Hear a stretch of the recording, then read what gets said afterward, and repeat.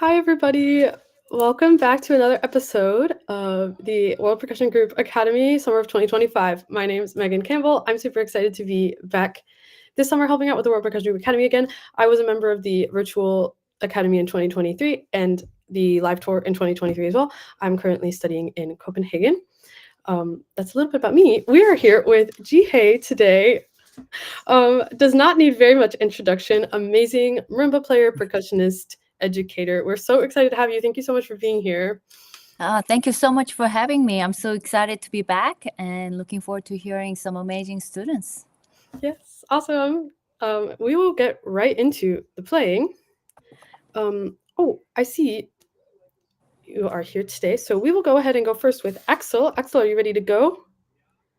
Yes? Okay, I'll bring you on stage. Hi. Hello, I had some technical difficulties with the links just. No worries. Sounding nice great. to meet you. Hi, Axel. How are you? Hello, I'm great. How are you? Good. Where are you? I'm from Sweden, from Gothenburg. So it's my hometown, and I study here. Nice. Awesome. Can you tell us a little bit about the piece you'll be playing today? Yeah, I will be playing an excerpt of Samsara by Fabian Otten. The whole piece is like 12 minutes, so I will play like 7 minutes of it. And there's a place where you can where it changes completely. So I thought that was a good place to stop and get critique on the first part. Great. Awesome. Thanks.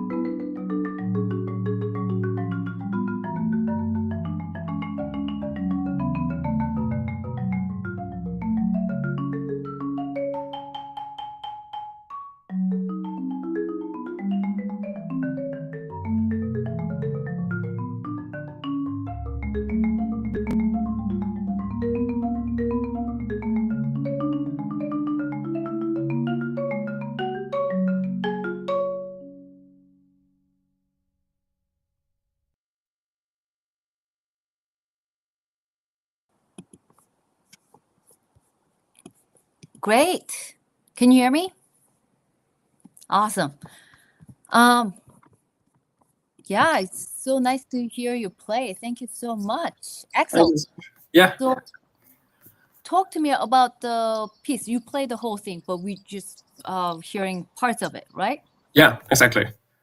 Cool. Yeah, so talk to me about the piece. I started with it this around Christmas this year, and so I played for like my school project or my school exam, and so I finished it a few, maybe learned all the music around 2 months ago, maybe, and then I felt like this is such a very like a piece with a lot of different emotions in it. And it's I felt it was quite hard since it changes the themes in a lot of like very quickly. But I was really struck by like the harmonically development or how it's built up. So I really liked it. It's very obvious that you love this music. Yeah. So music like this, when we are learning it, I think the most helpful thing that I will do if I were you, Axel, is to really try to figure out. It's a long piece, right? You said it's 12 minutes long. And even it's long and difficult and many different sections, I will probably do first thing is like simplify things, even now. You know what I mean? Because you are here, you can play for the whole thing from beginning to the end. But you're probably asking yourself question like, where do I go next? Yeah. What do I do with this, right? Like, you no problem playing, right? Like, but pieces like this, 12 minutes is really long.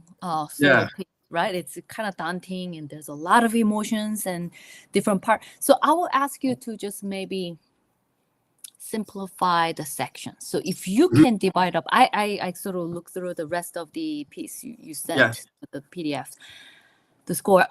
So if you can simplify the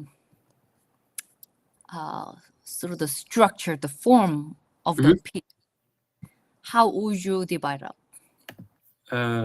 I feel like the beginning is like as it says in the score, it's very misterioso, and it's like you don't know quite where it's supposed to go, and it's like very mysterious.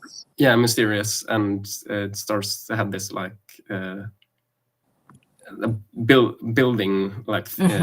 You're right. Like it's a very introductory, right? Like it's it's just very slow. It builds up. Yeah. So leave out that note. Leave out that page, right? So where is the first big section? Where does it begin? Yeah, like it's gonna be pretty big because I think maybe in like around bar 7 to 9 is like the. I would go even bigger. Like so, I would just say the whole. Let's say first page is the introduction. You know. So then where it says deciso, maybe that's kind of similar music, but like it's more determined, and that feels like it's maybe the beginning of something. Yeah. I was if you say 9, measure 9 is the beginning, where is the next one? Then it's maybe around. It's hard to tell. It's maybe around like 20 or even like 32. Maybe. Yeah, 32. Yeah, you're right. I think we should just. Yeah. Bigger. Yeah, bigger the better. So 32 completely changes, right? So for me, like you can still divide up this section into smaller, like 5 different sections or 3 different sections. But I think having that in your head and having a roadmap while you're practicing, okay, I think it's going to help you. Maybe set up a small goal or musical characters for each sections as well. So I will practice the measure 9 to 32 will be very different than how I practice. You know what I mean? The calm meditation section from 32. So 32 to where? Then it's 32 to There's no maybe, right or wrong answer. Yeah. Like, we kind of going Yeah, as it maybe goes. We like- can change later. Yeah. maybe the agitato in 90, I think. Mhm. 'Cause Sure. it brings back the tempo in 75 where it's the same Mhm. right Yeah. after weekend.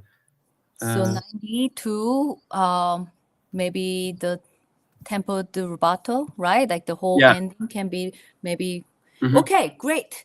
So I like this a lot, Axel. Like that's going to help you sort of Mhm. organize different Mm. sections in your, and then different techniques comes in, different colors. So I think that having like some sort of form, like, okay, there are like 3 big sections I need to tackle. Mhm. Yeah. And maybe I should have different game plan for each one of them. Mhm. That's going to help you with the practicing more effectively, right? Like before you even get to the practice room.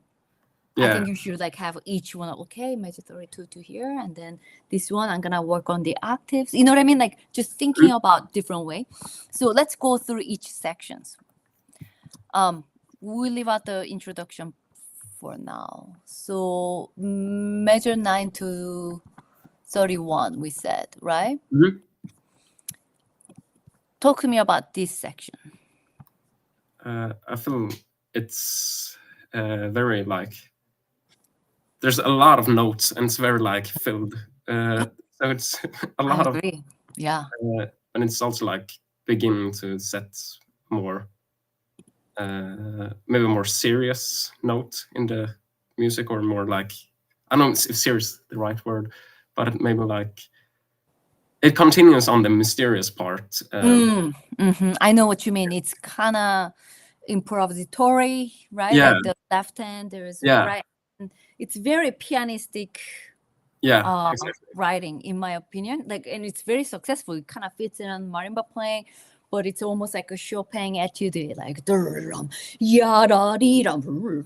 so when you do measure 9, like just even looking at it, like it's there is maybe no meter, right? Like not even a meter that you follow. So I think maybe you can experiment with the staffs being very different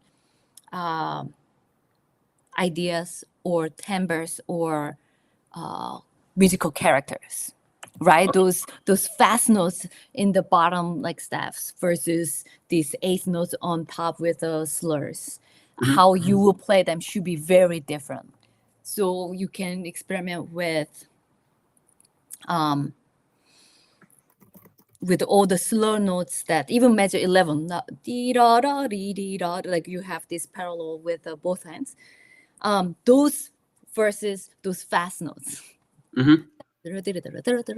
Right? Like, but right now where you play, it seems very one idea. I think it's probably when we are first approaching this piece, I gotta get all those notes, get this fast rhythm, like fit in.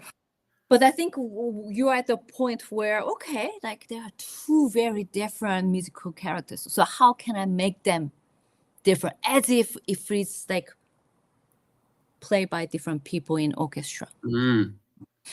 Right? Like there's tumbles, like maybe the low strings like starts at measure 9.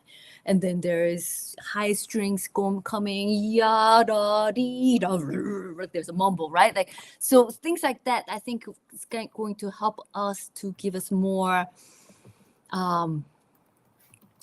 vocabulary, more words, more expressions, rather than just playing them in a row, right? Because you just did it. It's fine. Like we can do that. But I think what I would love to see is, what do you have to say about this section? Like I want to know what you think about it, right? You can change it tomorrow. Like, you know what? This is not gonna be the low string. This is gonna be the high piccolo with a whatever. You can completely swap tomorrow. But I think having very clear idea will give us, today I'm going to try this, low to high instrumentations in orchestra sound, or it can be simply has different timbre. Okay, this is fast and loud, and this eighth note is going to be open and proud and connected, right? Like, so it doesn't all have to be that, but what I would suggest is just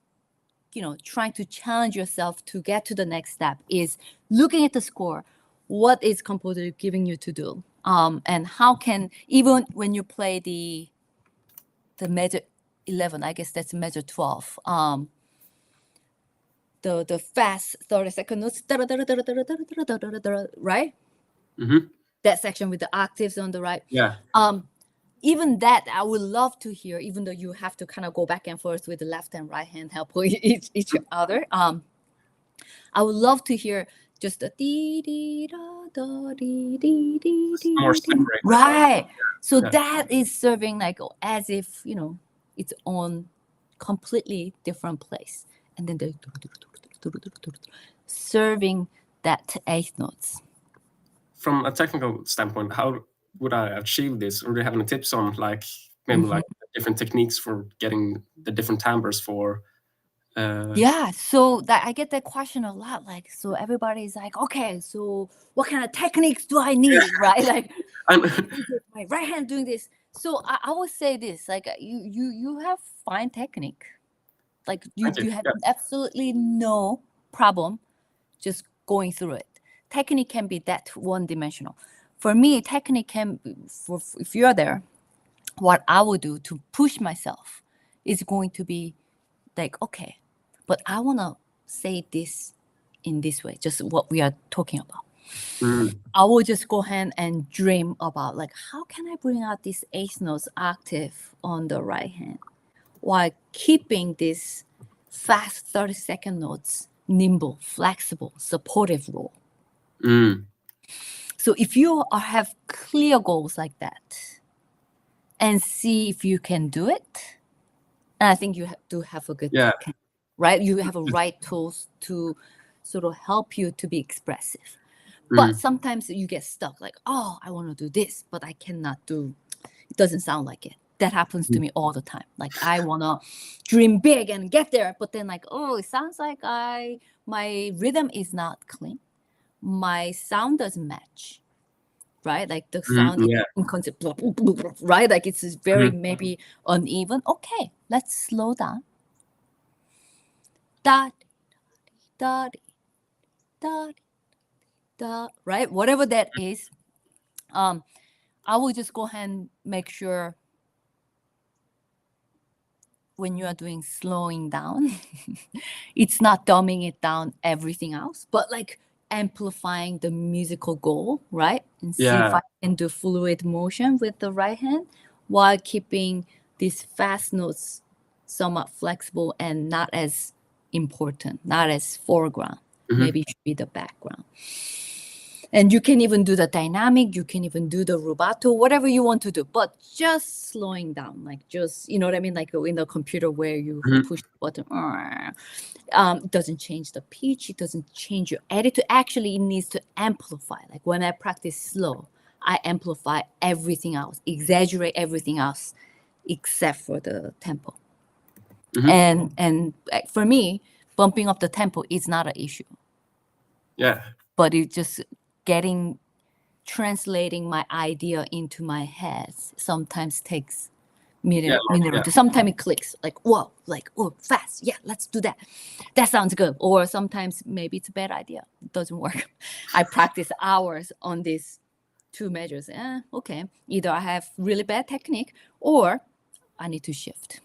You will get to that point, right? But it seems like you have fine chops, techniques, what you call. But what I would like you to do, Axel, is trying to really push yourself thinking, okay, less black and white. Yeah. Like we have this bunch of, you're right, like it's really difficult notes. So let's go to the middle section where it said meditation, right? So measure calm meditation 32. So there is another great example. You have this 9/8 meter with a 2-2-2-3 group. Da dee dee da dee da dee da da dee da dee da dee. Right? Megan, are you here to cut me off? Okay. After this thought, yes. Yeah, okay. I'm so sorry. The other day I ran very behind, so I'm trying to keep it a little bit better today. But absolutely, yes. We finished the section, maybe 2 minutes. Yes. So in this section, I think what you can do is really completely give us different colors and control of ba bum bum bum bum bum bum bum bum. I would just play that. That is your melody line on the right hand, right? Like maybe not the left hand is not as important. I mean, yes, it is important, but once the right hand comes in, maybe it's not as important. So in terms of determining the feel or your pacing, I think sometimes you tend to go with the left hand. Like bum bum bum bum bum ba da da bum bum. You know what I mean? But I think it should be almost like left hand fitting into, serve into. Sometimes it wants to maybe stretch here and there, or da dum bum bum bum bum bum bum. Dum bum bum ba dum bum. Right, like however you want to create. I think we need to go with the priority voice, which is the right hand. So you can do that. That's the beginning of that section. But even when you are doing the double stops, I will really for you to be stubborn with the right hand. Like just go ahead and really confirm. Like, oh, what am I doing with this melody? How do I want to do this? And then making the left hand fitting into that rather than right? It's very easy to go with a eighth note subdivision, but I think we need to get away from that. So that is things like that is going to be your next musical goal. Yeah. Thank you so much. Does it make sense? Cool. Yeah, it really makes sense. Yeah, great. Awesome feedback. Thank you so much, both of you. Awesome, awesome feedback. So we're moving on? Yes, we'll move on. And also, Axel, hopefully with me pacing it like this, we will have time at the end for some questions. So if you would like to stick around, come back and ask any more questions, there will be time at the end. Yeah, thank you so much. I'm like, I always hate cutting off the discussion. But no, it's nice to hear you, Axel. Awesome. Yeah, nice meeting you. Next up, we have Sergio. Hi, Sergio. How's it going? Hi, Sergio. Hi. Good. How are you? Where are you now? I'm fine. Nervous, but I'm happy for being here. Don't be nervous. Don't be nervous. It's so great. Yeah. You already sent us video and we're gonna watch it together, and hopefully I can give you some feedback, something helpful for you to go on, But yeah, don't be nervous. Okay, thank you so much. Very true. We will go ahead and get into the video. Thanks so much.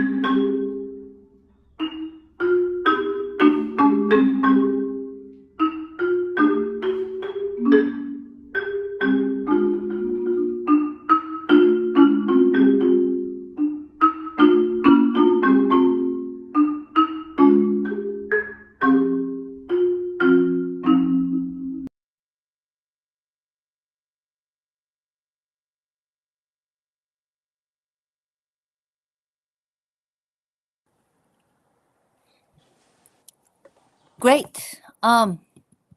Is this where you wanted to stop? Hello.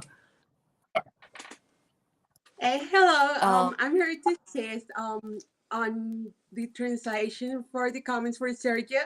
And yes, he told me to specify that it's not the whole song. It was cut because of the time. Okay, great. So Sergio, I never heard this music before. So can you talk to me about the composer or the music? Que Yeah. ella nunca había escuchado esta canción antes. ¿Puedes hablar acerca del compositor o el contexto de la canción? The composer is Israel Moreno. He's Mhm. a Mexican percussionist, a marimbist. This moment is in Chiapas. It's a city in Mexico, and that is popular for the marimba. About the piece, La Sandunga, is a music traditional from Mexico. It's Mhm. maybe a song, sad maybe. Yeah, so it's a But dance music, right? It's like a waltz, right? No? Is it? Es como un vals. sí, Yeah, it is like a vals. Waltz. Yeah, cool. Okay. Es como que una historia muy triste de. Bueno, tiene And una historia de this trasfondo. song is a very sad. It's about a very sad story about a person who was not made for love. So yeah. Okay, it's love, sad love song. Great. All right. Yeah.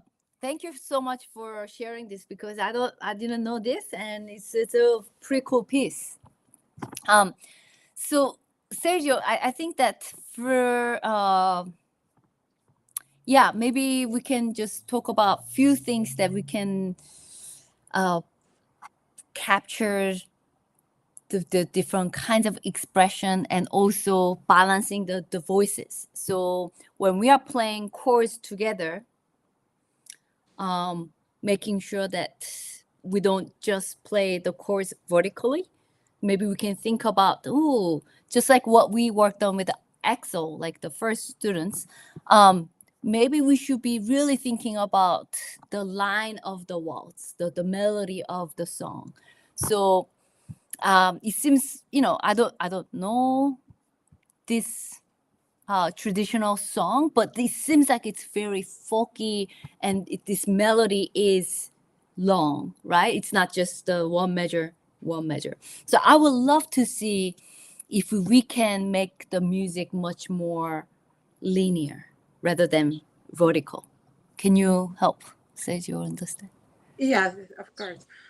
Ella dice que le gustaría ver la historia más lineal y no solo como cortada en partes, desde que es un vals y trata de contar una historia.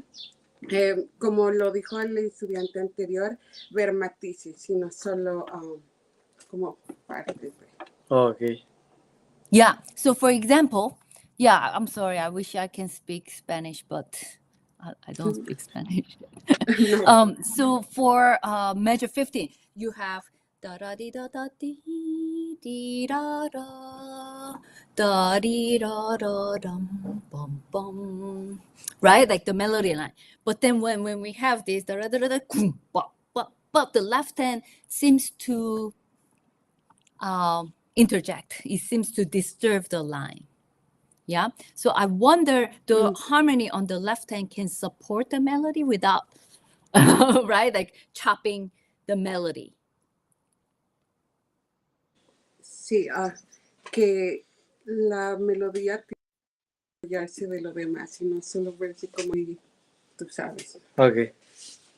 Yeah, because like you're right, it's a waltz. So kum bum bum. We have a lot of kum ba, tum ba dum, tum bum bum. We have a lot of downbeat emphasis.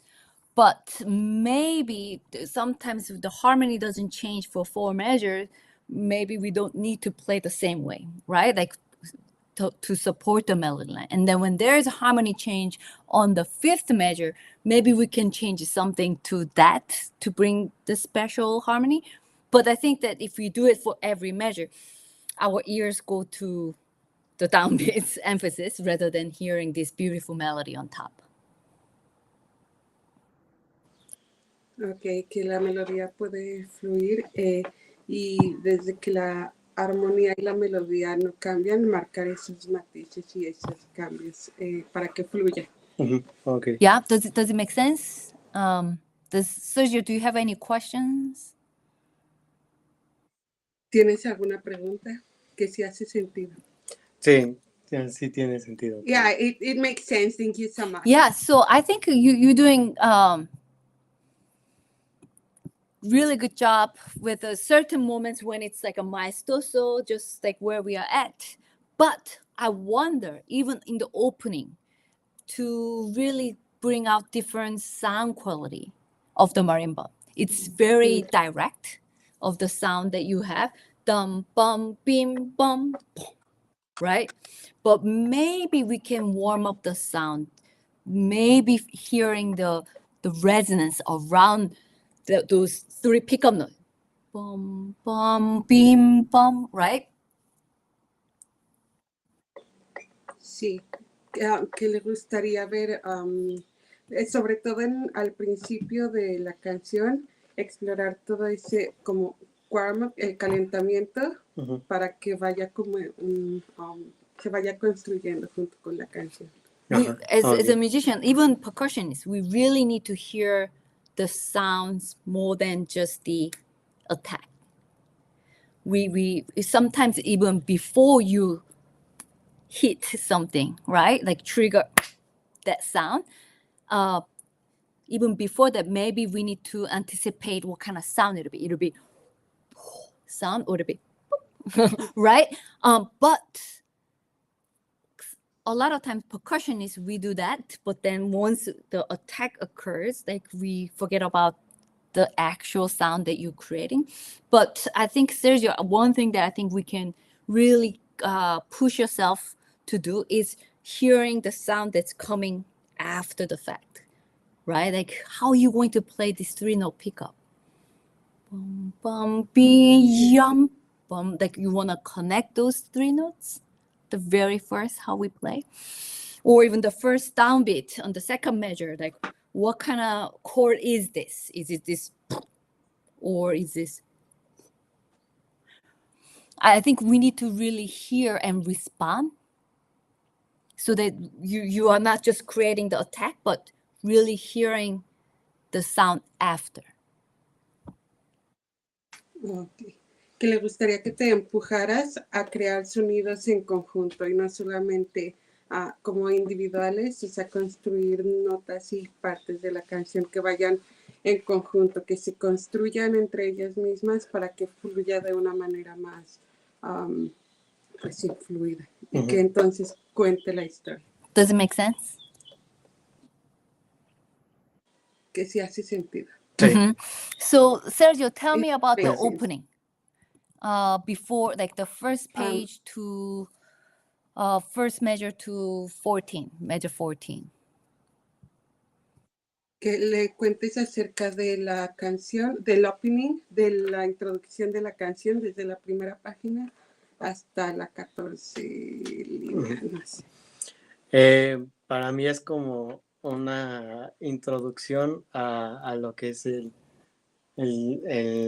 tema principal de lo que se basa. Realmente yo siento que son como variaciones del tema y se van interpretando con diferentes modos. Okay, espera. So for Sergio, this is the introduction that comes with building the main story.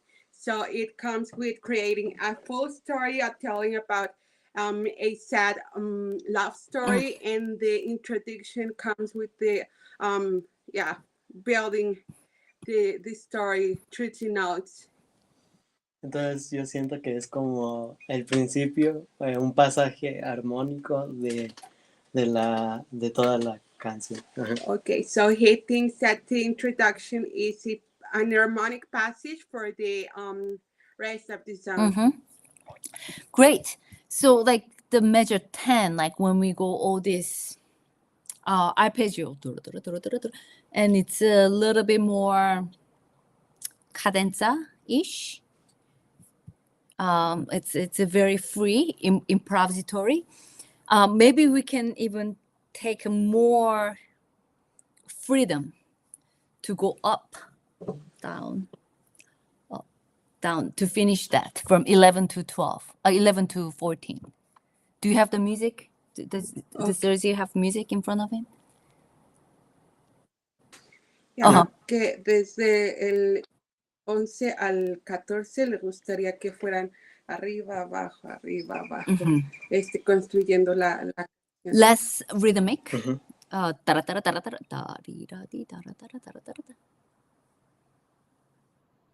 Ok, como más lento para que vaya arriba, abajo.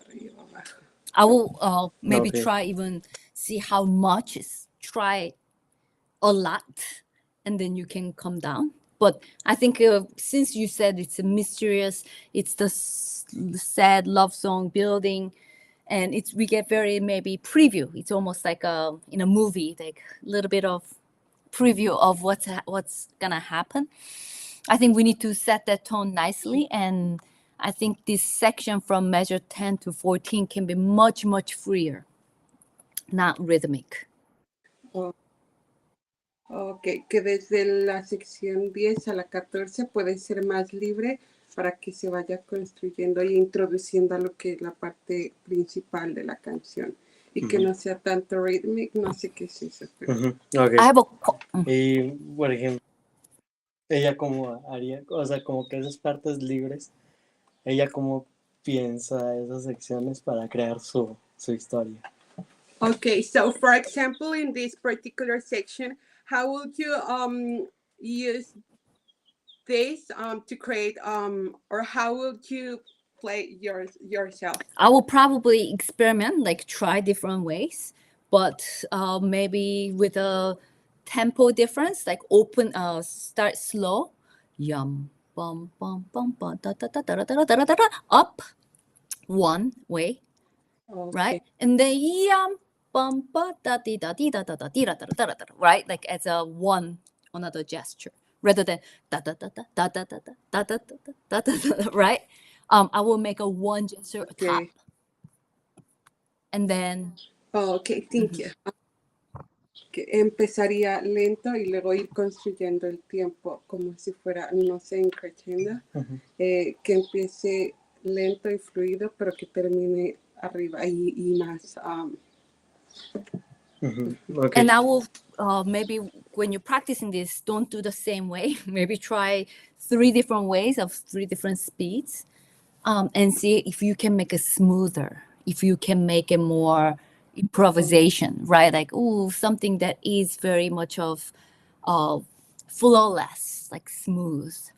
And even though it's less fast, not as fast, it's okay. It's more about the idea of being free. Okay.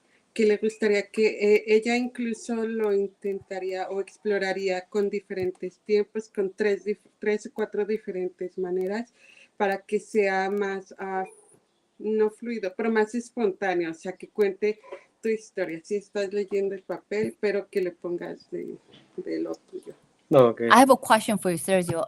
At 30, measure 30, it seems like you 30 to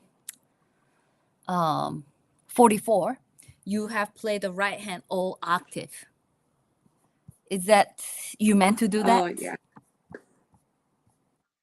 Que desde la 30 a la 44 tu mano derecha está como activa, o sea, es intencional. Sí. Oh, yeah, it is intentional. Do you? En una parte, siento que hay veces que por ponerle concentración mucho a una baqueta, bueno, se llama más mallet, ajá, que por ponerle atención a un mazo, como que hay veces que descuido lo demás, pero que a la vez como que me falla mucho, mucho eso. Ajá. Okay, in this particular case, yeah, it is intentional, but he says that constantly he focuses too much on a single palette and forget the rest, and then it comes with some unintentional movements. Well, it doesn't say. I know why you want to do octave. I understand, but maybe try without the octave first to create a nice melody, because I think that we are working and we are focusing on the technique and missing notes rather than being smooth and developing the melody line, right? And then Que entiende que te go. So Oh, thank you. Que entiende que te quieras enfocar en la técnica, pero hay veces que se saltan notas en vez de fluir Okay. y de explorar.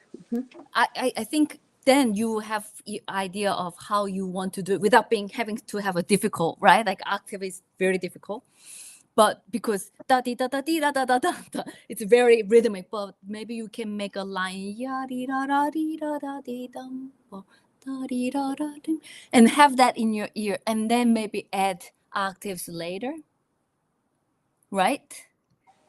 So I would try when Okay, you go back, maybe no octaves to first. Bum, bum, bum, da di da da di, da di da di. Create the line first, and then if you feel comfortable with the lines and left hand, then I think you can add the octave. Okay. Que ella se enfocaría en crear una línea y ya una vez que te sientas cómoda, explorar con el acting, que no sé qué. Okay. Is it time, Megan? It's time. But that was great advice to think about practicing just the one. I need to remember to do that myself sometimes. Thank you so much for the awesome playing, Sergio, and awesome feedback as well. Thank you. Thank you so much, both. Thank you so much. I also really enjoyed the piece. Thanks. Yeah, I never. Thank you so Thank much. Have a great day. Yeah, thank you for introducing me to this piece, Zambunka. No problem. Yeah, Thank you. Yay, bye. Okay, awesome. Next up, we'll keep moving. So we have time for questions. I'm actually on track today. I'm so excited. I'm good at listening to you, Megan. Like, oh, Yeah, thank you so much. No. Okay, next up we have Carlos. Hi. Hi, Carlos. Hi, Ji Hye. How's it going? It's going good. How about you? Good. Where are you? Where are you? Well, connecting us? I'm from? based in Houston, Texas. Can you hear me well? Yes. Okay, yeah. I'm based in Houston, Texas. I go to the University of Houston, but right now I'm in Fayetteville, Arkansas for a music festival called Ozark Music Festival. Oh yeah. Garrett is there. Garrett Arnie. Yeah, he's gonna be here the second week. This week is Matthew McClung. Oh, cool. Yes. Say hi to Garrett for me. I will. Cool. What are you playing? Maybe. Yes. Today I'll be playing an excerpt of Mirage by Suyoshi. It's the first half. Great. Awesome. This is my favorite piece ever. I'm so excited. Me Awesome. too. Thank you.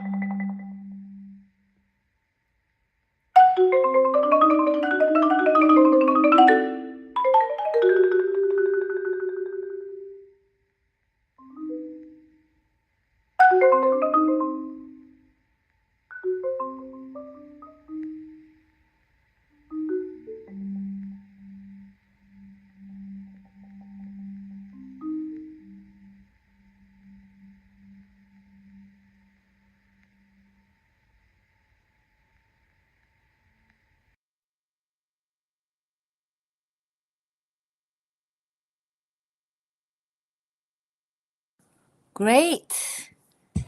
Nice job. Thank you so much.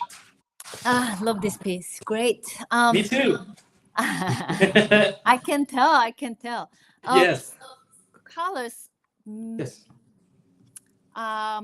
Pieces like this, I think that, you know, I don't know if you were able to watch the first person Axel. I talk a lot about maybe understanding the structure of the piece, right? Uh-huh. So I think in this one too, right? It's actually for you, lucky for you, it's very clear, Mhm. right? Like if you can almost imagine Mirage being the very miniature, 4 different miniature movements. It'd be, you know what I mean? Like it's almost like that, but so well crafted and well connected. So we just heard the first 2 parts, and I think that what I would love to hear in the second part Mhm. is having completely different, like from the beginning of your second section, is being very, very rhythmic and almost march like. Baradam, baradam, yara. Baradam, right? Like it's that's something that is new, and each section, each movement, each part, what I call it, each miniature movement, I think has a distinguished element that or new. In this one, it's that of like, oof, there is maybe something that we can grab onto, right? Like, it's been there in the first part, but I think here you can play that so strongly, like it's being brought out as foreground. So I would take that opportunity that you are kind of doing it, but not really being rhythmic. But I would love to have like all this opening of the second section, second line, ba-da-dum, bum, ba-da-dum, ba-bum, ba-da-dum, ya-da-da-da-da-dum, bum, ba-da-da-da-da-da-dum, bum, da-dum, right? It's actually so satisfying when you can put them in the grid. Okay. I would love that to be much, much cold rhythmic. And on top of that, you can do the dynamics, you can do this different, you know what I mean? There's a gesture of yeah, but then there's ba-da-da, and then there's a top note, ba, ba, ba, like bright notes, right? Like, so there are like so many things, like almost like these musical materials are arguing like and having a counterpoints. That's counterpoints, right? Like so like creating this tension, right? But the only thing that is connecting us is going to be right, like really meticulous of that tension. Ooh, like we need to kind of fit everything into that. So I would love for you to like you are doing a good job of it, but like it's where it's how it's written. It's you kind of have to do some lines to really make sure you understand where they fall into. Got it. Right? It's confusing, but I think once you have that, I think you're almost there. There's one or two things there was like, not sure. Is it like no? Yeah. Right. So I think that is the biggest thing for me. The second, the biggest thing. It kind of applies to the whole thing. Like people play this too loose, too maybe from outside, like it doesn't seem like it has meter.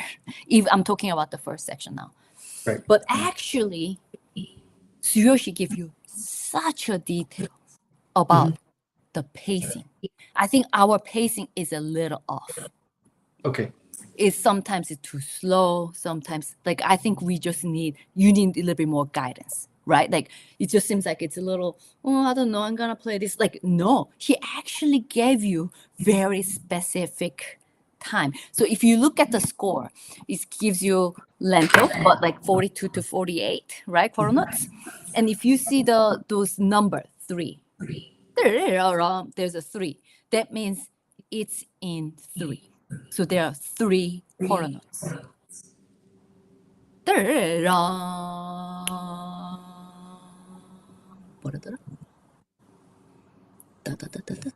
Right? So, and then there is fermata. The next line is gonna be into, but it's faster. It's 63. So we gotta do pure muscle.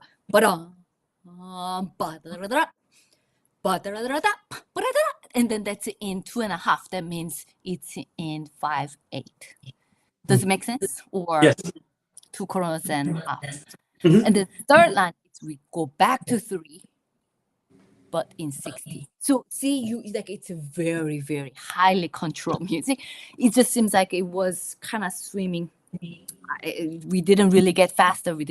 So it's all relative. Like if you don't hit 63 and 60, I'll be okay. But what you need to understand is that we need to start, your 3 is going to be a little bit slower, and then pure muscle, we're going to get faster, and the minimal muscle, we're going to get slower again, right? Like, but I think what's most importantly for me is you understanding the meter. It Right. just seems like, he's not using traditional meter that gives you 2/4, 3/4, something like that. But you can create one. I would definitely do that. And you can make a click track if you want. You know what I mean? Like, how fast things should go. But I think we definitely need some guidance on all this time issue. Like the first page before, I guess, the row section, it took way too long. If I were really timing it, I mean, there's some retardando and tempo is, 42 versus 48, but still, like, I felt like we are losing the pacing was not there. Okay. So try to do some more of that. I think we were just kind of going by, it's long. Like even the very first row is way too long. It should be it's not as long, right? So do more of that. Same thing at the row section, bottom of the first page, lentissimo. Once again, we gotta able to conduct. But I do love the colors that you bring in. It's all about that G, like F sharp, A flat, and A, right? Like it's kind of like tango. And then what happens is the second measure of the second page,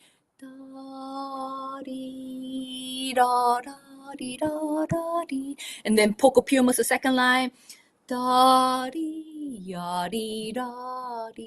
like what? how did we get there from the beginning of right to there? Like, whoa, are we in the same piece? You know what I mean? Like, so Yeah. you definitely, Carlos, gave me that of Dolce, like something really tender and precious, and there's a melody and there's a harmony. Like, we did not expect this to get here. So when you get here, I think we really need to make sure that we are in other world, like, right? Like, we came from that brightness of that G to some areas is tenderness. And then when we go back to yum bam, then oh whoa, the dream broke. My sweet. So it's almost of that, like, oh, we are going into the. So for me, like, you can even say that middle section of the roll is maybe the musically climactic, or you can say second to the last line, like they can be the, like the biggest, highest, loudest moment that can be the climax. So whatever that is, I think we need to maybe set the musical climax of, like, if 2 pages were a piece, I think it could have been a piece, like a short miniature, like a movement piece. Then you I think maybe work harder to find those important moments, right? The musically, like, okay, where am I going? Like, what am I, like, where this music is heading. So I will find that within, that's why I like to call it 4 miniature work, because I think each one of them has very unique. And also, like, I like to work in my head, like, oh, we are in movement 1 where I am heading over there. So it's kind of gives us a clear set of goals. Does it make sense? Yes, it does. Yes, thank you. The third thing, Carlos, I think you have very nice range of colors. Like, you understand this marimba sound, right? Like, we need to get something really bright and something really warm, right? Like, right. That was really nice. The one thing that I think you can keep in mind, that when we are trying to play bright, stay loose. Your sticks are already bright, right? Like, I feel like you're actually overworking it. Like, maybe just like it's going to be bright. Like, you done all the work and you have the right sound in your head. But sometimes I see, maybe, I'm hearing this over computer, like, recorded thing, but I see you're getting downstroke with some of the bright sound. Like, maybe find a nice tone for those bright sound as well. Okay. Don't give up hope. There are resonance. They are also surrounded by, right? Like, you have to make the wood, the marimba keyboard resonate. It's not just gonna be. Right? Like, yes, we are just. Don't forget, like, we are creating this bright sound around the warmth. But I think sometimes we forget. We just, get really tense about with the fortissimo. But I think that, the parts that we cover, I think it's actually pretty expressive. Even the all these things, like, you have the right sound. So when you go back and work on all this section and see how relaxed you can be, because then I think you're able to save some of the energy for very last page. Yeah. Right? Like, yes. That's what's, like, sort of if I'm working, now thinking these 4 miniature pieces as a one piece, like, I should be thinking, like, wow, Okay. I need to pace myself, right? And also our ears too. Yes. Really try to push for something. You're gonna save it. Yeah. Any questions? Yeah, I had one question, and I mean, you almost answered it basically, but it involved how detailed this music is, and you said that there are people who, I guess, maybe stray away from the writing and have their own. They're more interpretive of the music, and I'm still struggling with trying to find the fine line between being strict with the music and having my own interpretation, like trying to find the healthy balance between the two. I was wondering if you could give me any advice on where to find that happy middle. Carlos, that's all of us. Me too. You know, I feel you, man. Like that's a right place to start. Like asking that question, right? Like that's like what we do exactly. You know, for me, you can start dream big about this, starting to having like very specific idea, right? That's what makes your performance unique. Like you want to make, wow, like this is gonna be my sort of version of Mirage. Yeah. Right. Like this is gonna be unique stamp of colors. So how to do that? Like I think for me,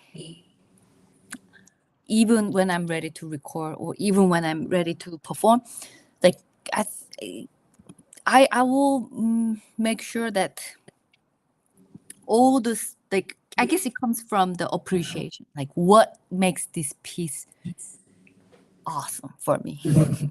Like what is this piece? Start with that. Like if the piece is jazzy and has all these rubatos, like yeah, like probably have way more room to do that, you know, like all over. But like understanding the style of the music, the language, right? That's why we study music.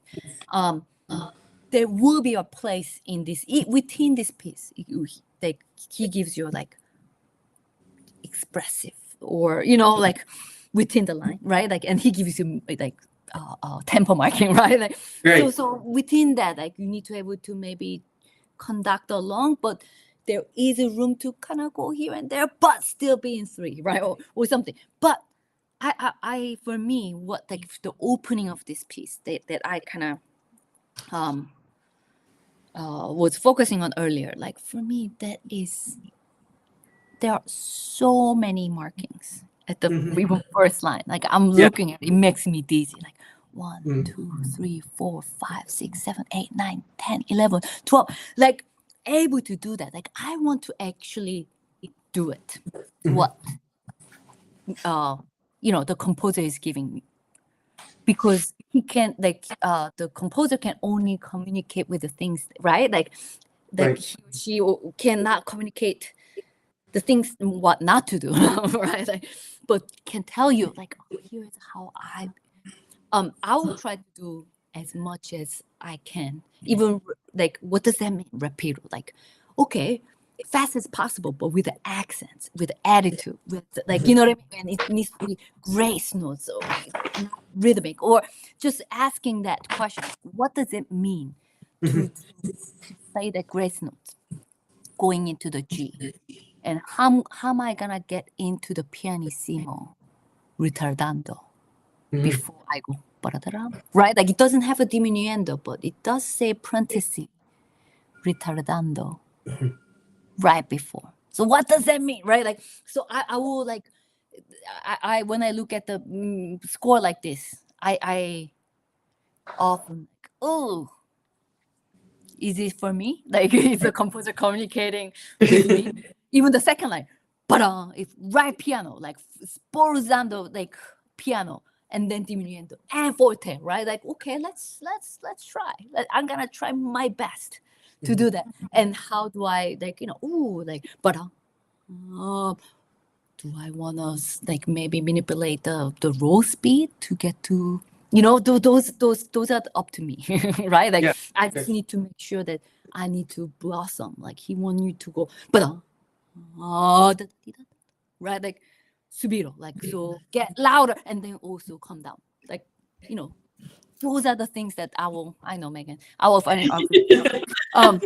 So Carlos, those are the all right question. Is that those, as long as you are asking that question, like, ooh, how do I balance this? Am I out of the line? Am I like, you know, I think you're gonna be safe.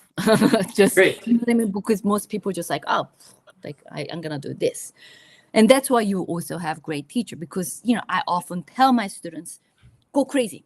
If you have an idea, you just go for it. And my job as teacher is to mentor you and not, you know, make you fall in the ditch. If you go towards the ditch, I'd be like, okay, well, let's go this way, right? But I think most of times I find that younger players don't do enough. They're like afraid, right? Oh, no, I don't want to be wrong. Like, no, like you can be wrong.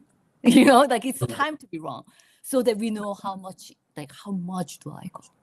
You will never know if you don't go enough, right? Like, is this enough? Is this enough? Like, no, just go for it and see like how far you can go, and you will know. Okay, that was too far, so let's come back in. But as long as like you have a score in front of you, even when you are memorized, I often go back to score, like, wow. And I find so many new things. Oh man, there was an accent on the di da da di da di da di, right?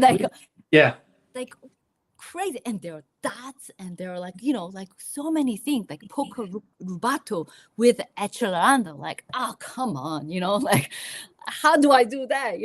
So I think with all those things, I will go back and see if am I doing everything the composer is telling me to do.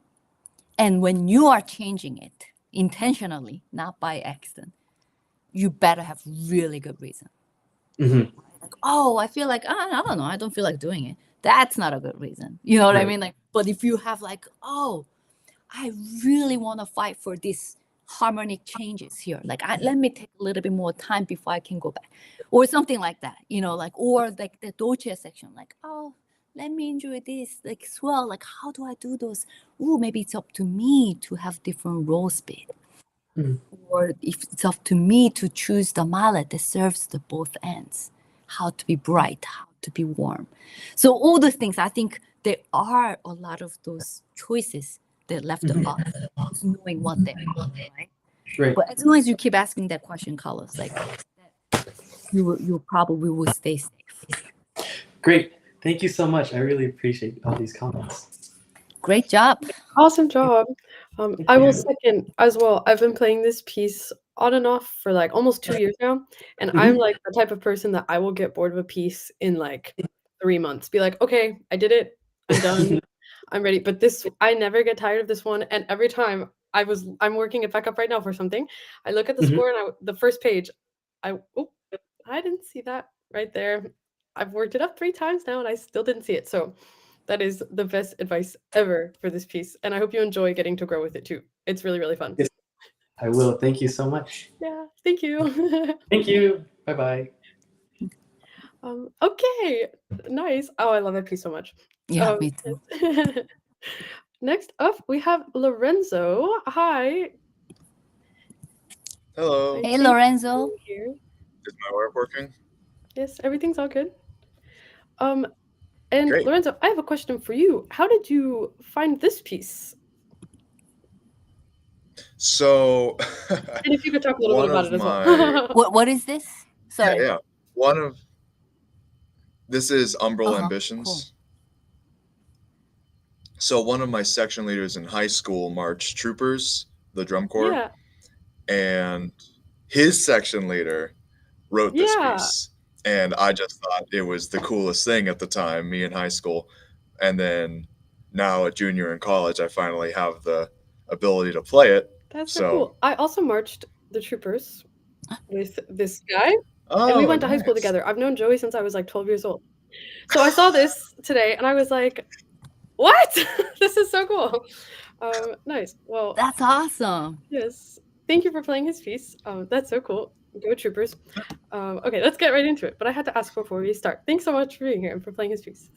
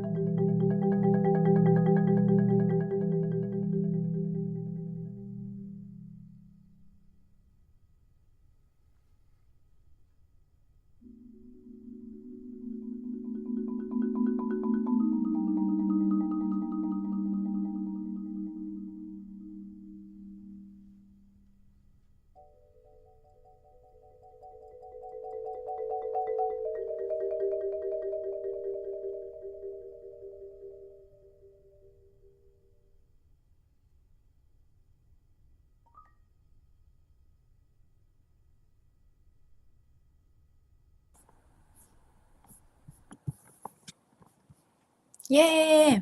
Nice. Well done. I Thank you.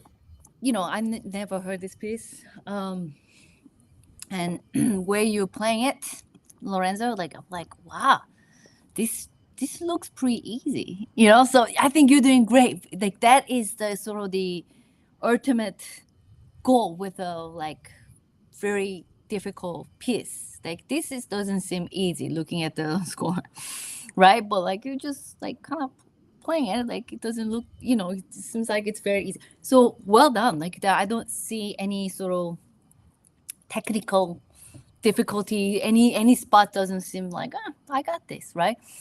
The one thing, Lorenzo, like just impression like of your performance. Yeah, like everything seems to be so well controlled.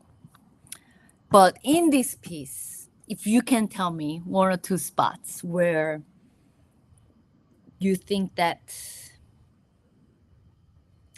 musically speaking, where it needs like a lot more of tension or craziness, or you know what I mean, like the climax of the whole piece, right? Like, is there a spot for you? I'm right at F. For me, has always been the most intense moment, and in that recording, like I didn't have the chops left in me to really get the volume I wanted out of it. That's been the one that I really want to hit the most, but I haven't been able to get it there yet. And then the octave section right after L at 137, I've always wanted that to be louder too, to have more impact. Yeah, I think that's like, I asked that because it seems like everything seems so controlled, right? Like that's a good quality, by the way. Like it's as a musician, like I admire that, because I often, when I get excited, like everything gets so excited. So I have almost like opposite problem where I have to know. I asked that question that I asked you earlier. Where do I want to bring it out? Because I have maybe the other problem is like, I want to pace myself so that I can bring up those sections, right? So either way, like I think that my perception of your performance is that like, oh yeah, maybe so even, so that maybe inside of you thinking like, I'm so tired, I don't have anything in me to go on, right? Like, but it just seems like, oh yeah, I got this, right? I was looking at it and thinking like, man, Lorenzo could give more. Like, why is it not going on, right? Like, so I think that those are the moments. If I were you, how I will sort of practice that will be, I will start with those sections that you're talking about and see how much is enough, right? Like, I wonder if you actually gotten it even that way, or you're just shying away from it. You know what I mean? Like, I'll go, opposite way. Like, okay, let's see if I can get there. Like, no. See what it tastes like. See what it feels like, and what it sounds like, right? And you may not be like, maybe this isn't it, right? Maybe I need to be less, or I need to be more. So I think those are the good places. Like actually F and going into G for me, like huge, right? Like the glitz, like that's like, whoa, like when you got there, like, it sounds pretty cool, but you seem so chilled about it. Like no, like I wish that you could like give me a lot more musical tension, because I think that is asked for on this in the score. So see how much you can give. Once again, this isn't always the volume issue. Like I can't really tell how loud you're playing, right? Like actually, like my volume is all the way. Like I'm not using headphones because it's Bluetooth always mess up when I'm trying to do these things. But I think that it's not just the volume when we are talking about intensity growth, right? Like in music, like sometimes it has to do with, okay, so let's go to the F first. How can we bring this section even more unleashed? Right? Like for me, it's going to be maybe this unease of this rhythmic conflict as well as these fast note. So you can do one or the other, like din din dun dun dun bra, like right, like the 30-second note, the sort of the flavor to bring it out, and also maybe something that is really cool is making this into 4 measure phrasing. Dum bum brum bum, da da dim bum brum bum bum, ba da dim bum brum bum bum, ba da di da da da di da da da da da dum, because it's kind of repetitive on the right hand for the 3 measures, right? Like, so that is almost, besides the 30-second notes, I will keep that pretty chill until your descending line of the octaves. That's where I think arrive, right? But what I see that is a little bit funky is maybe the harmonic changes the bar, right? Bum bum bum bum bum bum bum bum bum bum bum bum bum bum bum bum, right? Like, so maybe bringing that in a way that it's not bum bum, right? Like it kind of was in a way that too organized, but maybe we can make it into a little bit more of micro phrasing, if you will, small phrasing. Bum bum bum bum bum bum. Like that second measure, I think you can really bring out the left hand. Does it make sense? So that you know, you can actually, I bet that you can play the right hand in your sleep. Bum bum ba-da-dum, bum ba-da-dum, right? Like, but take it easy until and then bum bum ba-da-dum, bum. Take it easy again, the right hand, and then the fourth measure, eighth measure to that F, you know. So I will do more of those kind of things. And then my goal is from whole way F is getting more to G. Yeah, like right before H, right? Like how can I get to there? So let's look at your, I see, at L, you mentioned that's another place. Yeah, I think just, I guess, getting it to 146. Is that what it is? Like 138 to 146, right? Mm-hmm. Yeah, you're pretty tired towards at the end. So I think I will just go ahead and play itself and see what sort of energy it needs. How much energy do I need? Like, I have to say, like, I was pretty, you know, I was like, man, that's pretty impressive with all those things. And you are pretty accurate. I was like, oh, wow, that was pretty accurate. Like, it's crazy.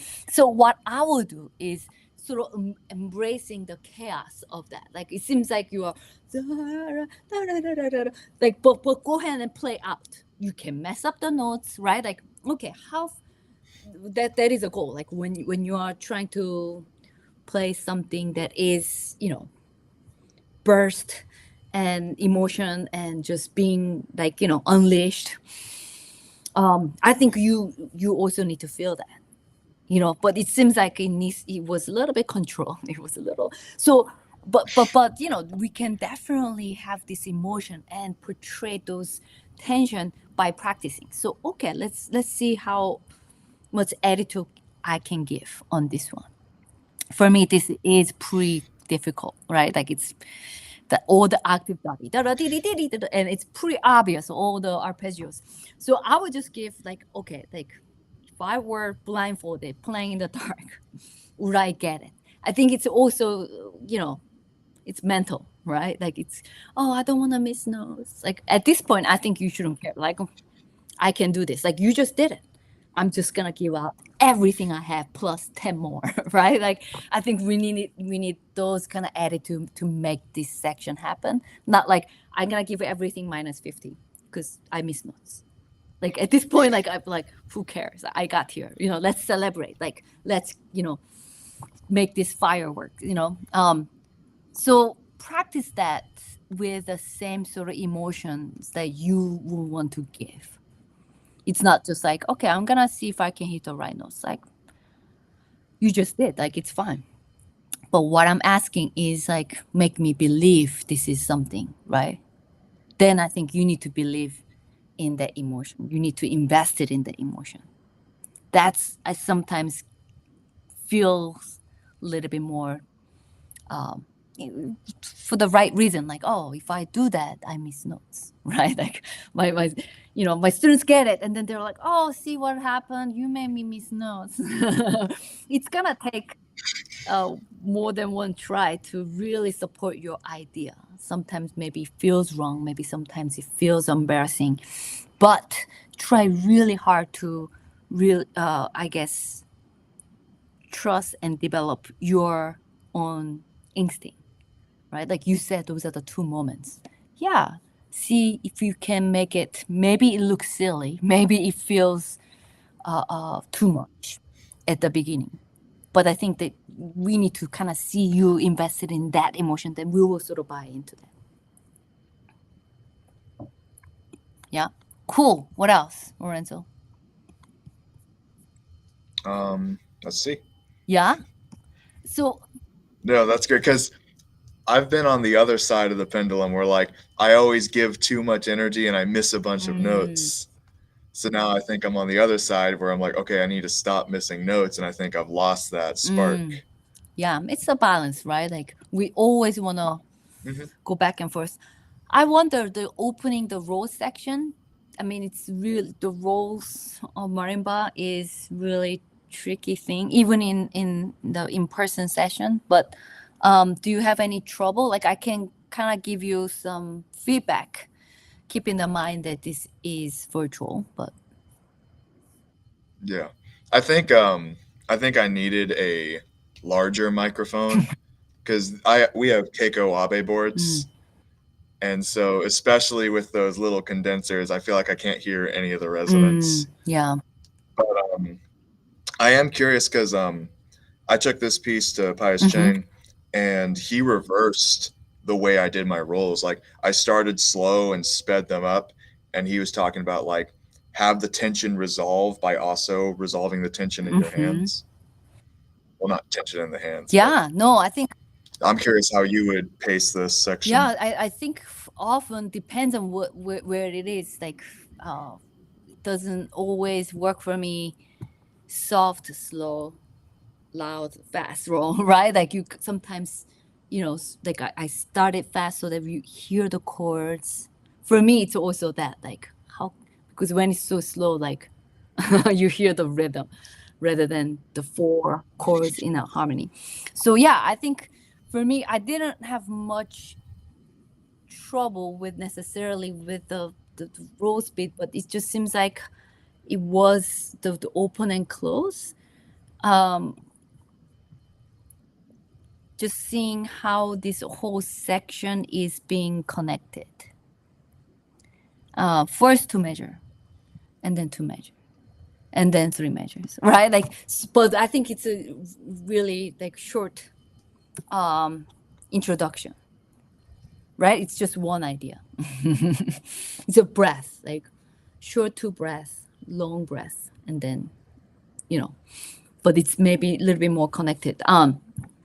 So I will experiment with the swell and seeing, like, it just seems like it was a little bit too forced at the first 2. Maybe it shouldn't be that big.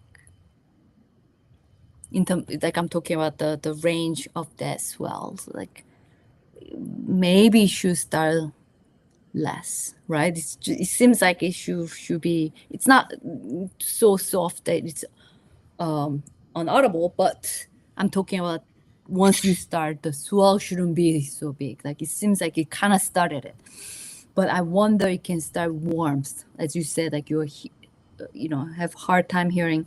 Yeah, maybe it's microphone and whatnot, but like, yeah, then maybe we don't need to go so much. If you're not hearing that, and to be honest, like this is so. It starts so sweet. Like maybe this is the time where you don't push. I feel like it was too marimba-y, too tremolo-y. I think you're right. Like I think your instinct is good. Like, I'm trying to create more resonance. Like, yeah, I think it should be simple and beautiful, and then going into the arpeggios. Even when we are going into the arpeggios, like another thing, quick things. is just trying to connect more those lines.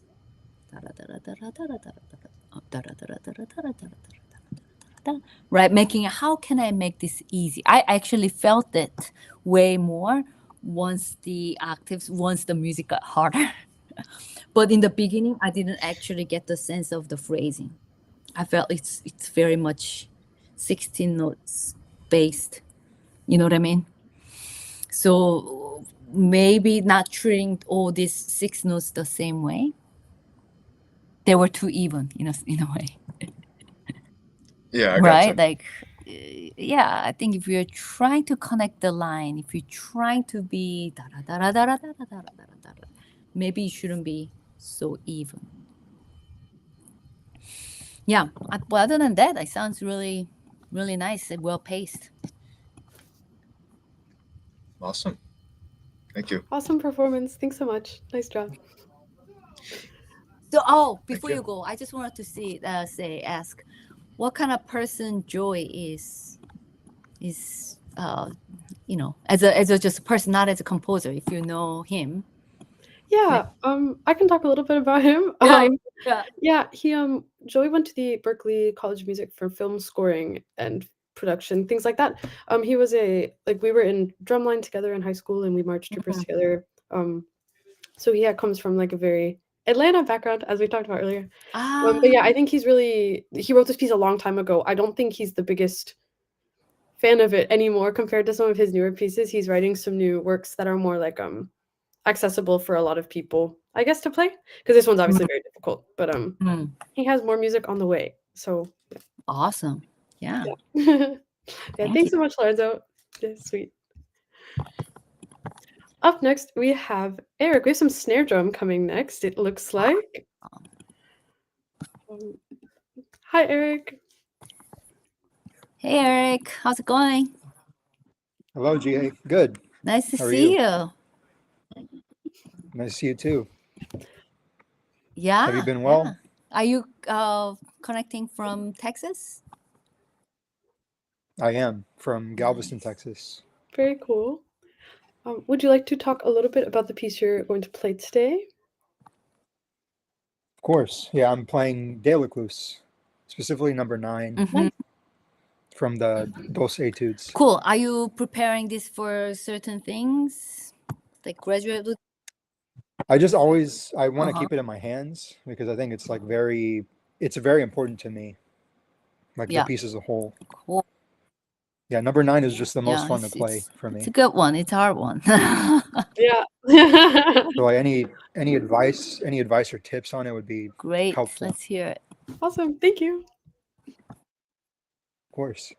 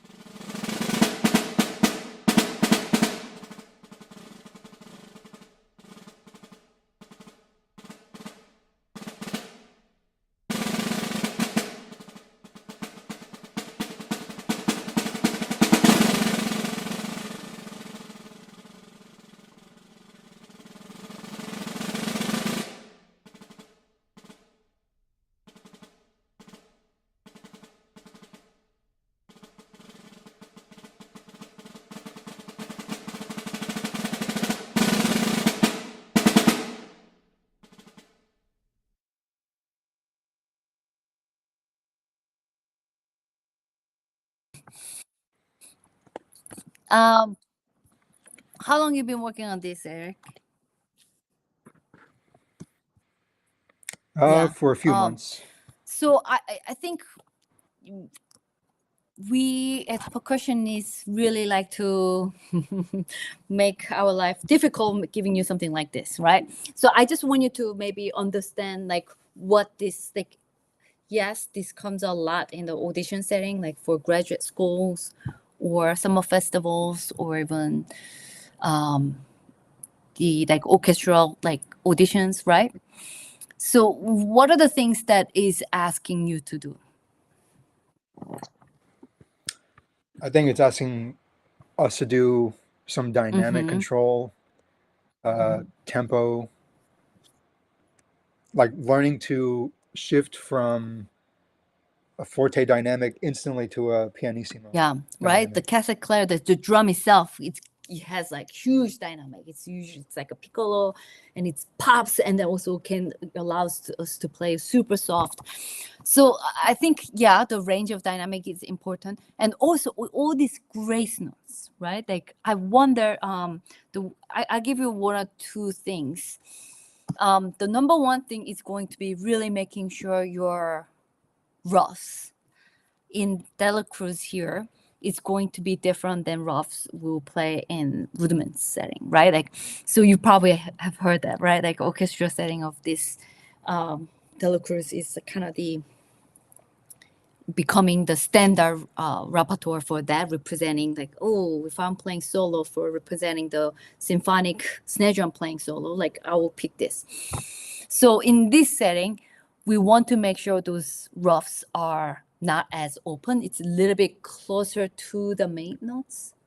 And the words I would describe is like, it's still crisp, right? Like it needs to be two of them going towards the main notes. Like I hear two, but it's still very open, considering that we have very little time, right? Like we kind of have to fit it. So how to practice that is basically I replace, all my roughs with a flam. You should really, when you're thinking about flam, when we're adding one more small, double grace notes to make 3-stroke roughs, like I instead of doubling the space, you kind of have to split the space of the flam, right? So just go ahead and practice, each whatever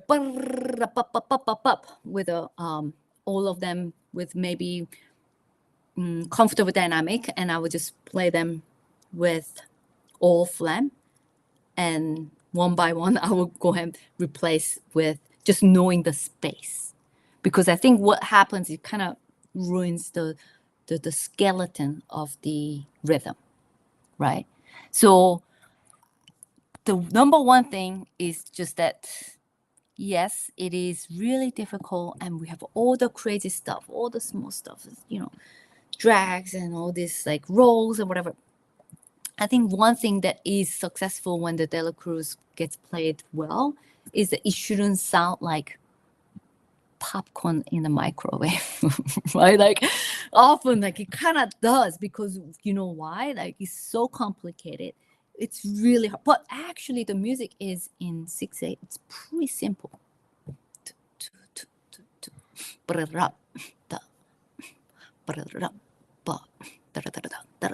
Right? So can you make this into simple waltz, right? Like it doesn't have to go 69 tempo marking, but I wonder if you can really keep the simplicity of the 6/8 all the time, even when it is so crazy difficult. So number one thing is keeping the meter feel, whether it's the triplet feels or it's the when meter is shift a little bit. Like I think we need to really making sure that we hear the meter. And going down to that is fitting to all this small stuff. Okay, how's my roll and how's my time? But like I think you need to really understand, like, okay, even if I play this solo to non-percussionists, they should understand that this is in 6/8.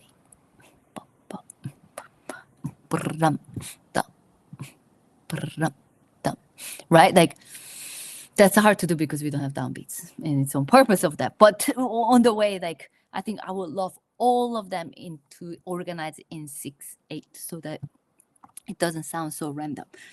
And I think that playing your roughs fits into that. The roughs are hurting how to feel the 6/8 right now, right? Like it kind of is interrupting that. And then I think the other thing I will whenever I will play the soft rolls, Eric, I think you're already doing that. I think my rolls are a little bit more less coarse, meaning like I do more buzz than rebound. And are they no, more less open, open, would you say? right? Oh, Like it's okay. more buzzed to create softer, and it's more on the heads. And then as it gets louder, like my roll gets into triple bounce stroke. But see if you can practice your roll with less rebounds on the heads to make really, the soft roll is about making your snare on the other side to buzz, right? Not the heads. Like we don't really need to hear both. That's how we get soft, to resonate the snare behind, but not necessarily hearing, right? So I think that's sometimes difficult to achieve, but I think that some of the spots, even when we are starting the roll, soft rolls, I would love to see if we can do less bouncy on the head. So those are the two main things. And then the third thing, I will, how do you practice? Okay, so tell me, Eric, how you practice this piece. So now I've been using the eighth note to try to practice, just fitting it all more cohesively. Because before, I would try to fit it in the I would just use the big dotted quarter note instead of just like subdividing it. Yeah, we definitely need to. So that's what I would do now. Yeah, I subdivide cool. it. What else? Do you do section practice? So let's say you have really hard time with one section, like 1, 2, 3, fourth line. I can't even say the second part. Right? Oh yeah. There are like 3. Yeah, that one is so tough. how do you practice that measure? I would try to split it in half. Mm-hmm. So once I like get the first half done of the line, then I add the second line, and then I add it all together. But I think I try to speed it up too fast. Yeah, I think what that is asking is making sure we really have the 32nd note versus triplet is there. You kind of often sounds like it's all meshed together, right? Like, but it needs to be like the second part of that measure is so unique because we got 3 different, like the triplet is between that. So I will practice dan taram paradara, leave out the triplet, tam param parada, or vice versa, bum patatatam, right? Like understanding the space, and maybe I will add the last 32nd notes, 4 groups, dun da da da da da da. Like there needs to be really like as if you are playing this. And I'm sitting here, I have like 3 buttons. I know which rhythm like I should able to play that dictation game, right? Like, oh, that's the dotted with the 32nd note, and this one is triplet, and that one is 32nd, But it's so often it gets right, like so. I would. Are you still there? Okay, cool. I am. Like so, I would do a lot of those leaving out skeleton practice. Even the first part, like I will do. Oh, is that my internet? It's bad. You keep kind of. Oh, okay. No, it wasn't. You hear me? Cool. So I will do all of like, that's one example. I will just make it so easy for you to hear and digest. So dam, bam, ba-da-da-dam. bum bum ba-da-da-dum ba-da-da-dum. Like that measure, I would just do yum bum ba-da-da-dum ba-da-da-dum, and see if you can keep that form, keep that as you said, like subdivisions, and adding one at a time and playing the game like I do a lot. Or you can just record yourself bum bum ba-da-da-dum ba-da-da-dum, and I play along with that recording. You know what I mean? See if you can fit yan da da da da da da da da da da da da da da da, right? Like we need to really get that in the spacing. So I think there is one example, but there are like 20 of them, you know. So I think when you practice this, you just play for me. I don't think you need to do much of the run through. I would do small section like that and bring it small chunks together. Okay, like let's do first phrasing. And then there will be a different problem or challenges will occur. For example, like, oh, my time here, I'm stretching here, I'm adding a beat. So a lot of times, like the first section, I think it's less a problem. When we get to the sort of the middle, like when there are more, excuse me, rests or the longer rest, we seem to cut off the rest or not counting the rest as they're you know, like actual moving bits.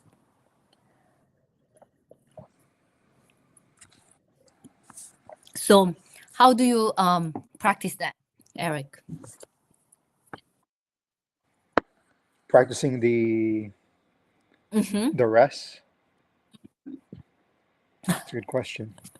So I told you, like I'm your teacher, like a lesson, like, hey, like even just where is that 1, 2, 3, 4, fifth line before the ending, right?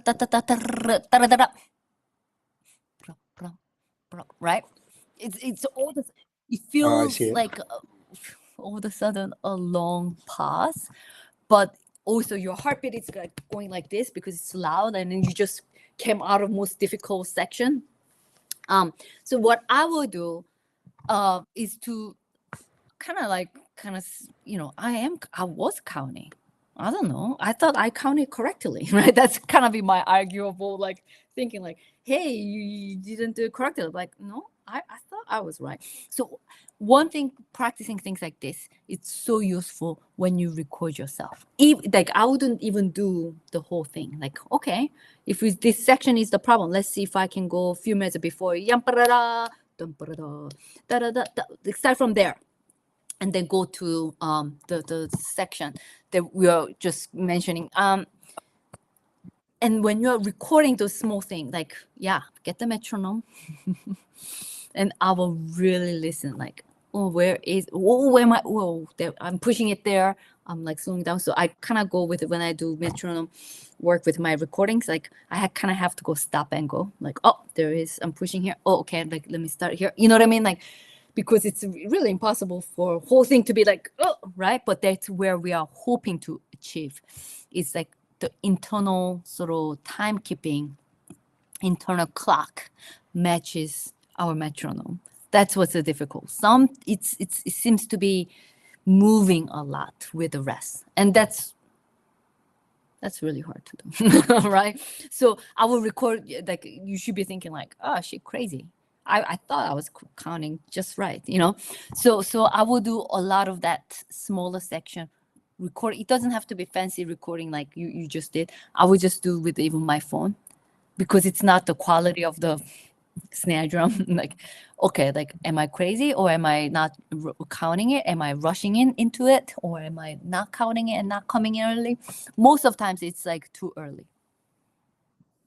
You come in too early. So rest gets shorter. So I would check all the rests towards at the end.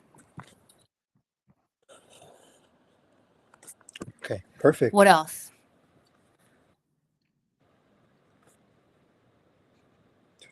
What's difficult?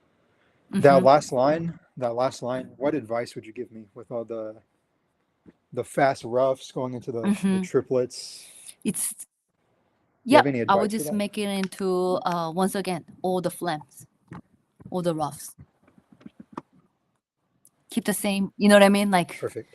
because what happens is like it gets bumpy and it gets too loud too soon, and we are pushing the times around the 16th notes. So I would record, if I can, like I will record the bone structure of the whole rhythm. Right? Just record that without anything, and then with your own recording, make a double. Oh, sorry, flam, and then doing with your own no bare bone recording, right? And then make a recording of yourself of doing with the flam, and play everything, all the drags in, all the flams in, and see if you can be truth. And to be honest, like you might have to, like when I do something delicate like that, I cannot play soft everything, fit in everything into that, you know, like I just have to practice this in like mezzo piano. See if I can get my hands roll and then bring it all down. And then in the process, I might have to also, oh, sorry, that was my cup. I didn't break it. I might have to, you know, Okay. make everything go away and then bring it down. And then when I bring it down to piano, I might have to redo everything. Like, okay, let's see if I can do only the flam, only the bare structure of the rhythm. And be soft. Okay, let's do flam only. Okay, that feels pretty good. Let's just do only first part and do all the drags. Yeah, does it make sense? Mhm. Yeah, It does. I mean, if you kind of take away the drags, it becomes so silly, so easy, right? Like, oh my gosh, I'm spending all these hours into that. But then like, oh, okay, like this is why it's hard, because I have to fit these little guys. So I need to make the all the drags even skinnier, even more crisp than right now. Because I feel like you're having time adding the time there because there are not enough space for your drags, because your drags are a little bit too wide in general. So I would just work on keeping them tighter. And you may practice that not in pianissimo. Like to do that, it's almost impossible. Like keep it really small and let's, you know, like do one at a time, like one step at a time. Like, okay, I'm gonna do mezzo piano and see if I can keep that tighter.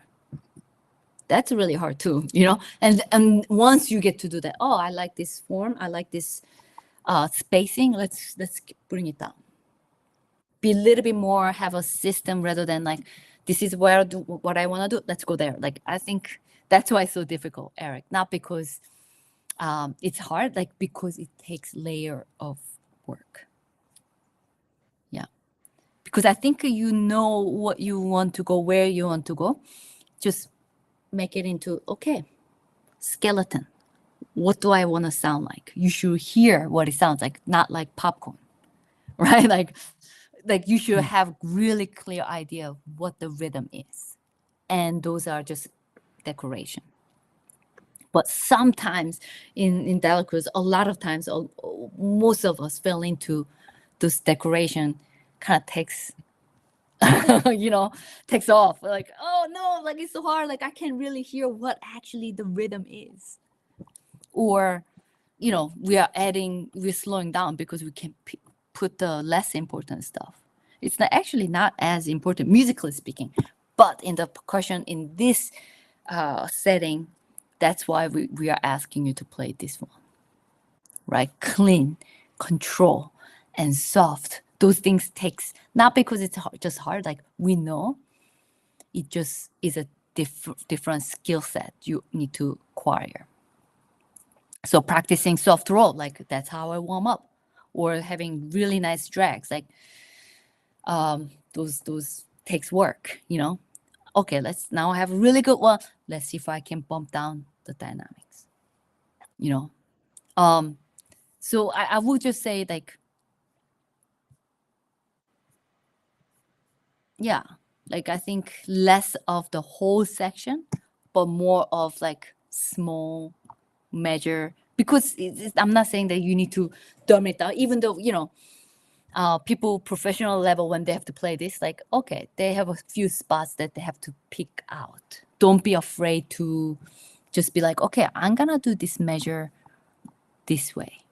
Let's make it skeleton first, understand this, and add on. And let's do this for 10 minutes and add on. Okay, then now that feels good. We're gonna play softer. Yeah. And actually playing, like, I know I've heard you play marimba solos before, right? Having done this kind of work is actually very helpful for practicing any other solo, whether it's marimba or multi-percussion or anything, those skill set is so valuable. Like you're thinking like, oh man, like I have to do this. And as a percussionist, we have to do so many things. Like we have to do this and we have to play, and rudiments, that's totally different kinds of style of snare drum playing. And also we have to practice timpani, right? Like, but I think that as soon as you're thinking, okay, like these are all actually maybe connected to help me to become a better musician. Like hearing, oh, am I rushing here? Oh, how is my drags here? Like, is this clean enough? You know what I mean? Am I rushing? Or like all these things are, I think, super important as a musician, like having that much control. I think it's going to only serve you better, even when you're learning a new marimba solo. I will do that anyway, Any other question, Eric? Oh, no, that's it. Yeah, thank you. We are doing so good. The time-wise, oh, man. Yes, perfect timing. Yes, thank you so much. Nice job, Eric. Thanks. Nice to hear Thank you, you. Eric. So, for our last performer of the day, I think there is some kind of technical difficulty. Mm-hmm. There was some problem earlier. So, if it's okay with you, I will play the video and maybe we can just discuss briefly. Yeah. Like you can give some comments that you might have, and maybe it'll take a little bit less time unless he's able to join the stream. But I think for now, it would be great to just watch and we can talk. Okay, sweet. Sounds good. Thanks.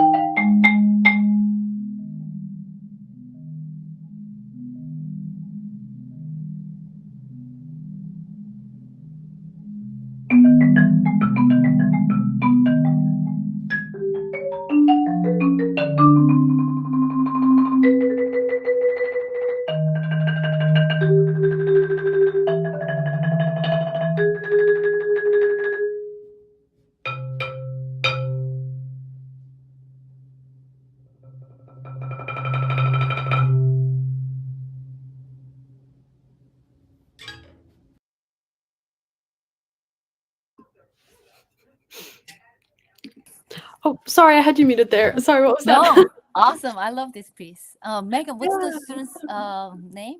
The player? So this is Ethan Ethan. Senezak, I think. Uh-huh. And I'm not 100% sure, but I'm pretty sure he's studying at North Florida with Dr. Andre Vinay, I think. Yeah, awesome. Yeah. Too bad you're not here, Ethan. We could be having a great time. But yeah, like it's so nice to hear your performance of this. I think you have a right sort of idea for each section. I kind of sense that, some of the beautiful sort of, two section of this, bottom, beat up, body, like, musical tension with the one line and the other. That section is beautiful, and all this raw section, it seems that you have right intention behind it. I will just maybe say a couple things. The beginning of this video, it started with the middle section of right? Where you start here. I think that maybe there's some mislearned notes, some wrong notes. Maybe we misplay them.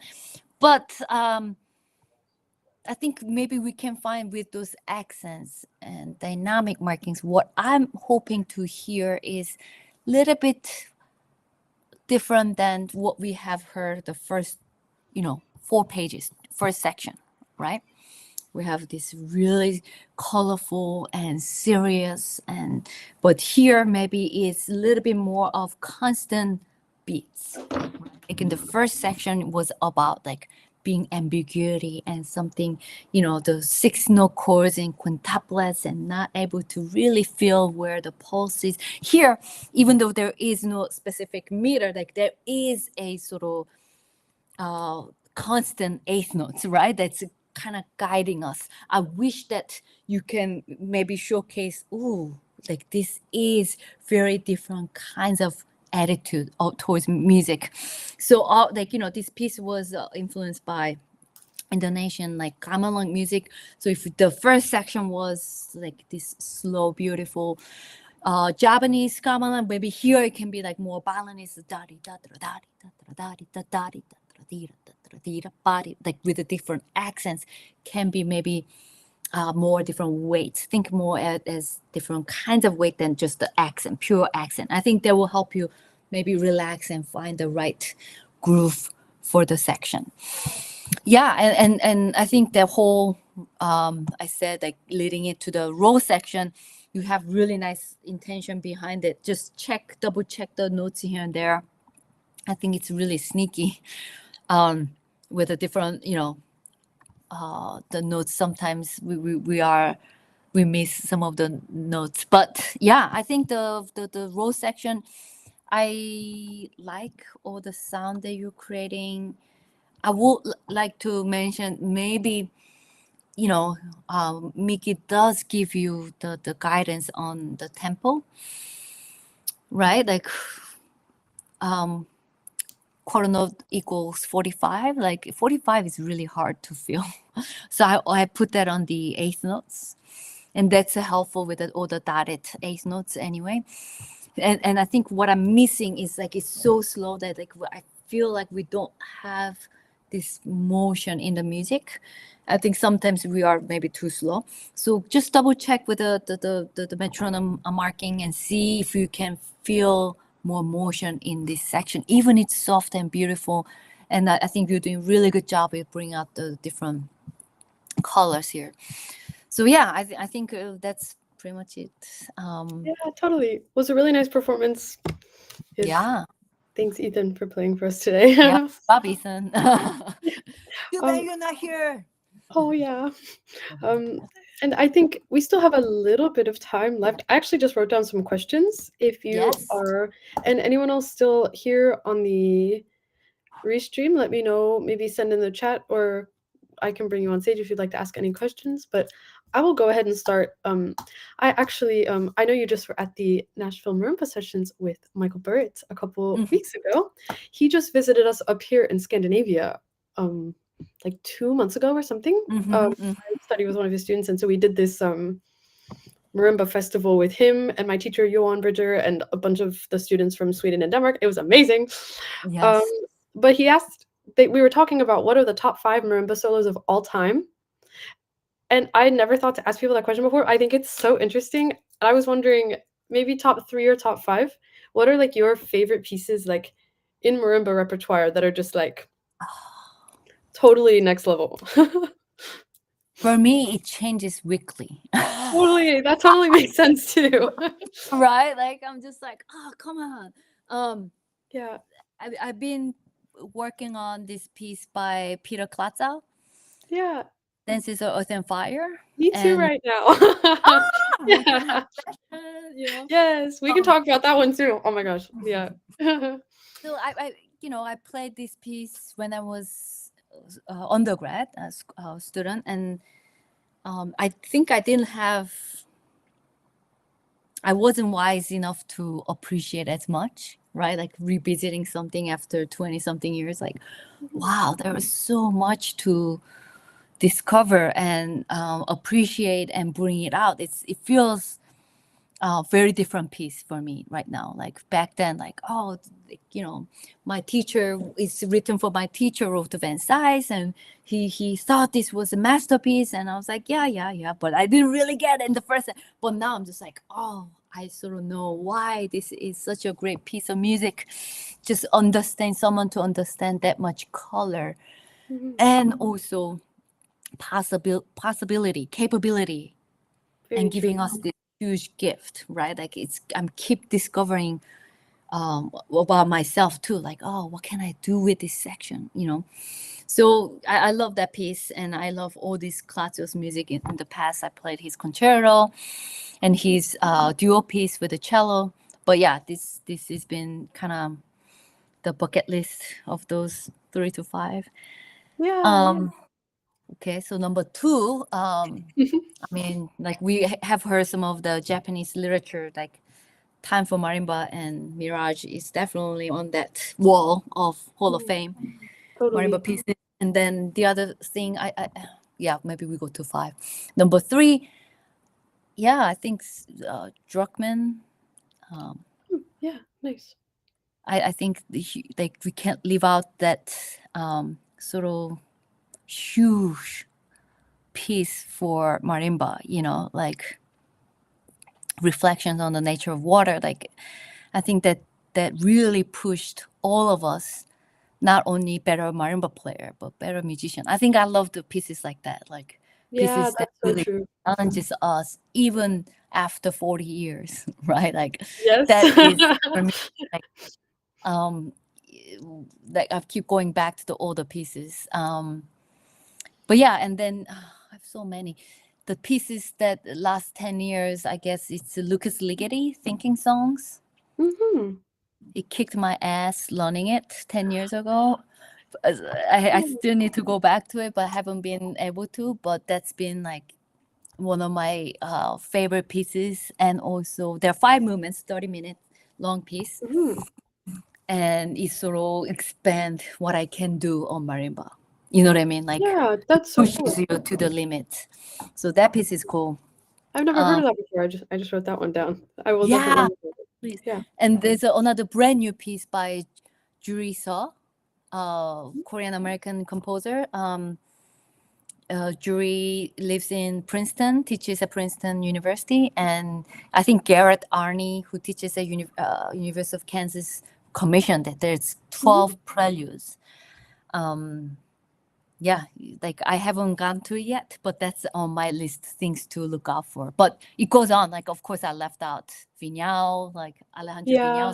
Vignal, all of them. I'm a huge fan, and Schwartner's music. I love, Velocities, and all of his works, concertos, and all of that. But yeah, that's cool one. And another new one, I think, if I leave out. Yeah, I think if you're looking for something opposite of Velocities, maybe look at some piece by Chris Theophanidis, has something called Aria. It's a small piece out of his concerto for marimba, but it's really beautiful in that he captured the resonance of the marimba. It's not like flashy or, you know, fast and bourgeoisic in that regular setting, but I think it brings out sort of your imagination and creativity of phrasing, and brings out the, I have to work really hard to be mature with that piece. So Yeah. Very cool. Thank you. Awesome insight. Yes. It's really nice too. I feel like I think when we discussed it a couple weeks ago, we did talk about I think Con Variations was the one that was picked as like just an awesome piece. But it does seem like most of the pieces that we talk about are ones where the musician gets to share themselves more than Mhm. so I think it's really cool hearing that so many like pieces like Mirage and pieces like this aria where we get to be very expressive. I just think it's nice. That's usually what ends up coming up, which is very cool. Yeah. Yeah, thank you. I have another question. Unless anyone else, feel free to jump in anytime. My next question is, what is your most like memorable recent performance? Like last like 5 years or so. Mm. I guess memorable good or memorable bad. I'm thinking memorable good, but I know sometimes things happen. Yeah, But for me, there are a couple. Like it does, I guess, depends on, like, you know, you think that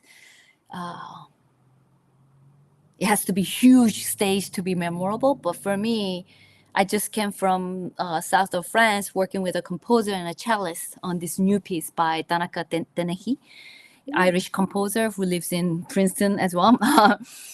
But like, you know, like for me, like music is really about collaborating with the composer and bringing it to a new life and connecting with the audience, right? Like, so I love to be in that environment. And yeah, we are so totally. lucky that we get to work with the living composers, right? Like, so I just came out of that. So the world premiere of that piece will be in September in Ireland, Westport Festival of Chamber Music. But yeah, for me, like it's working with the people where I feel like, wow, like this is the reason why I work so hard, right? Like I feel so, it wasn't a performance, it was like workshop performance, but I love that experience. And if we go back to the traditional setting of the performance, maybe it's the basic performance with the soul percussion. They're my hero. And I got to play with my friends, my mentor at PASIC. So that was really fun playing Jason Truding's piece. Yeah, that's so cool. Nice.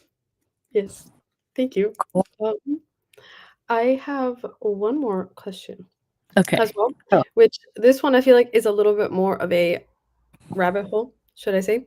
But what is your process when you are learning a new piece on it Mm-hmm. can be, I guess, any instrument, but I think marimba is the one where we all struggle the most maybe to get that like initial read of a Mm-hmm. piece down. So what do you do like brand new? How would you start? I have a process, just like anything that you get to know. Music nowadays, it's like speaking a very specific language of the composer, right? So if you can get hands off like the composer, I would do background, like I call research phase, right? Like do some research on the composer, because it's the musical language that you are trying to get into. So it's like if you want to speak French, you need to go to France. You know, if you want to learn certain language, you need to go to Korea. Like, you know, like it's gonna be the best way to sort of submerge yourself into that sort of environment. So I will go ahead, and it doesn't have to be that specific piece. Let's say, as Megan said, like brand new piece, nobody else played it, but you just got the music, you don't know. I would just go ahead and listen to all the recordings of their music, preferably not maybe percussion or not marimba, you know, anything they have written.